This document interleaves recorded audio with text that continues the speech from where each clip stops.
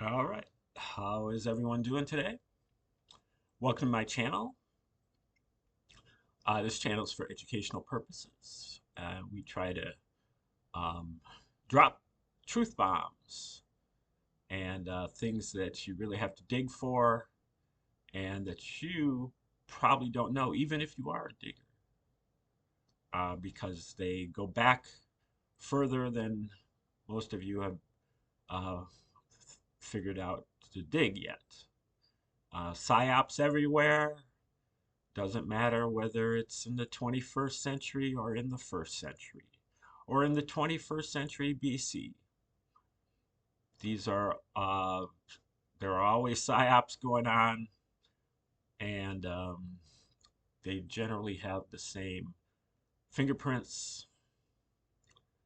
And so um, this feature is number 20 of the Q-tip of the spear. And in the Q-tip of the spear, we kind of just look over the last recap of the last day's events in the info war, especially watching some of the videos from the people that are at the tip of the spear in the truther movement, in my opinion. And yeah, so it's been interesting. People have been kind of chopping up uh, the new war and what's going to happen. And it seems like it's going to be interesting. I think one thing to look at is BB. Is he's gonna kind of figure out that his rug is going to be pulled out because you know he's not going to have any ammunition anymore to be able to um, you know warmonger his a lot of his warmongering ammunition is going to be taken away. Now, his rival, who I think is also going to be running for prime minister there um, later on this year, is has kind of made arrangements for that by talking about how Turkey and Qatar are the new Iran. Um, and that strikes me as quite odd. Um, Now, Ghost was saying that that was a shot at Trump. Um, Sounds like more of a deployment by Trump, but uh, I don't know if that's Turkey's going to be the new Iran, and that's not going to work because Turkey has a much higher standing in the world community than Iran. Turkey is in NATO, and they're not like a pariah state. So um, that's that's an interesting thing to keep your eyes on. I'm not saying that there's going to be anything of it. Who knows what's going to happen? It's going to be very interesting this week. Um, you know, my general thing is that the events have already played out, and we're watching a reenactment of the events, and so everything is going to end up, you know, with Trump looking like a knight in shining armor or whatever, with his hands clean, and you know, a number of other people are going to be exposed.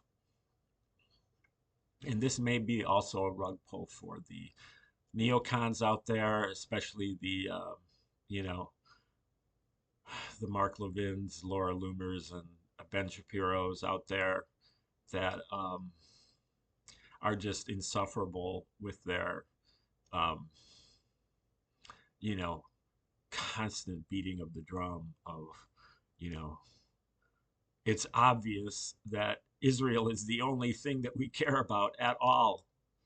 And, you know, this needs to be the center of everybody's life.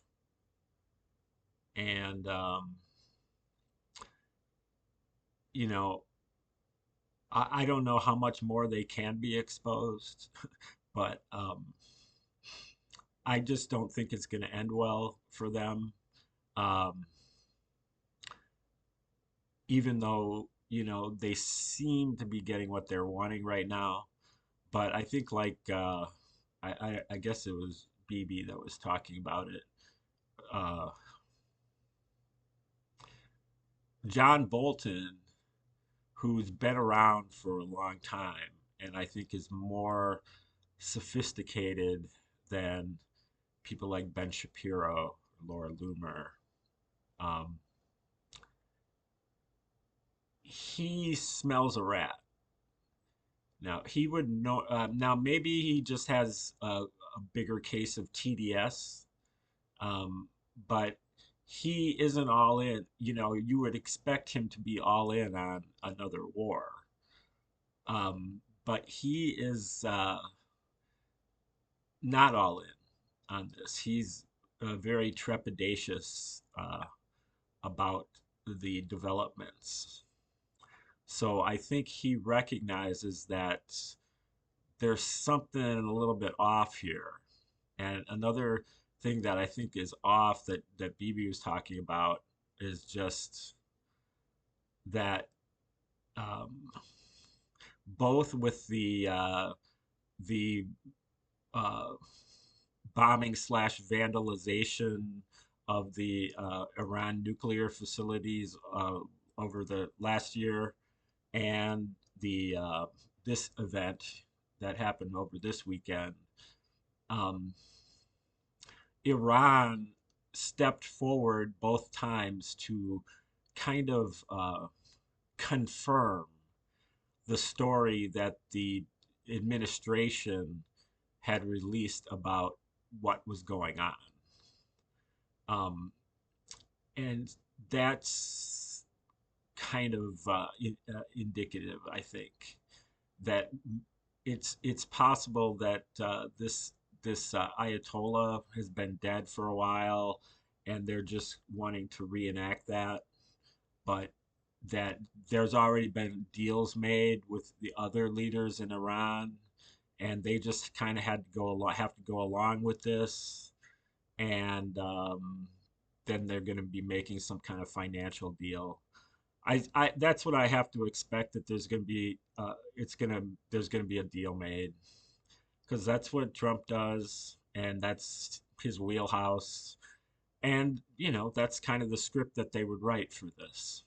You know, if I were writing the script, it's probably how I would do it. So those are just kind of my rumblings. I'm not trying to make any predictions. I'm just really kind of saying what I'm going to be looking for as indicators over the next week or so about what direction is this heading. I pretty much feel like whatever happens is what's supposed to happen and what has already happened. And they're just going to craft the reenactment to kind of expose certain people and glorify certain others. And everybody lives happily ever after. Except that there were a few, uh, you know, casualties of not only, you know, mass murderers, but also, you know, soldiers and more closer to innocent people. So that's problematic.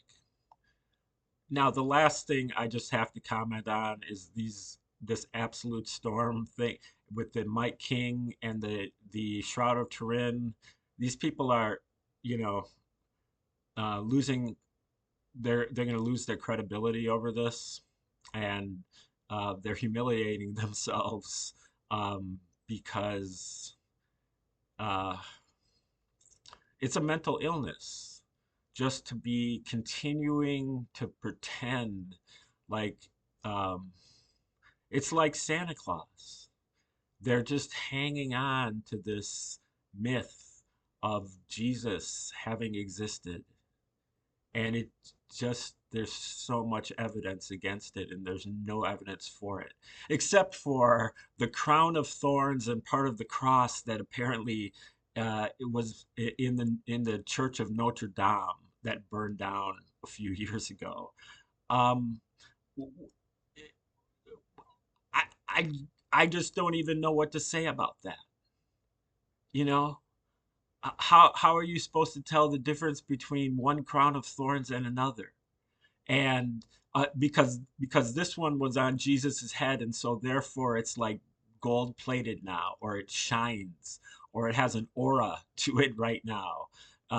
That's what we call idolatry.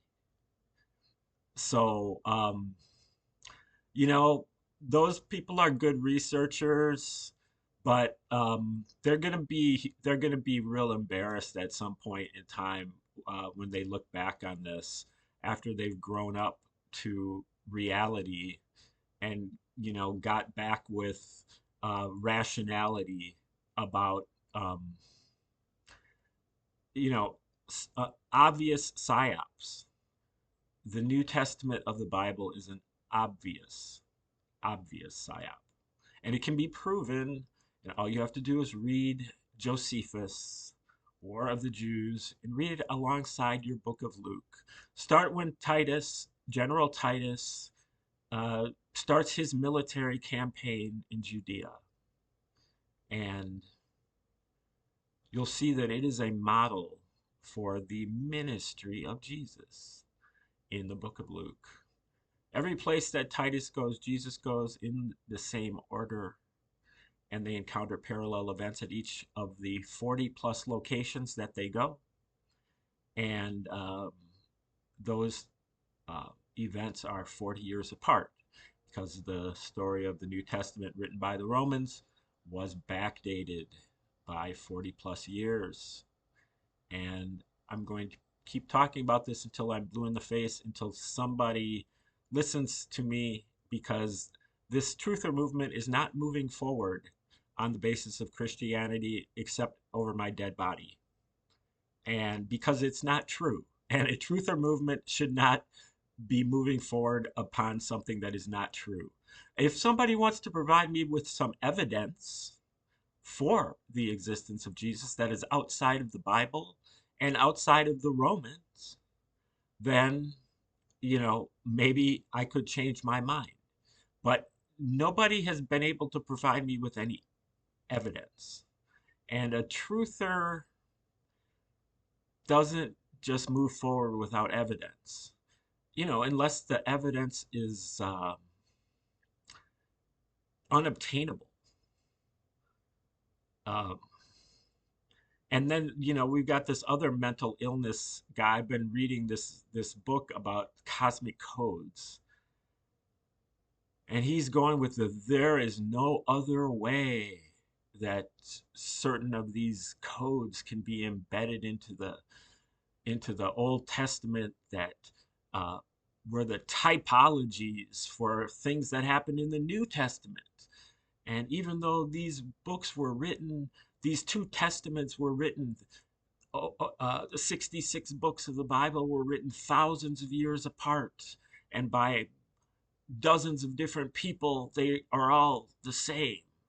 And there's no other way that it could be done except that it was written by God. Or it could have been written by the Romans, um, which fits into Occam's razor better, that it was written by God or that it was written as a psychological operation by the Romans. They had editorial power over both the Old and New Testaments.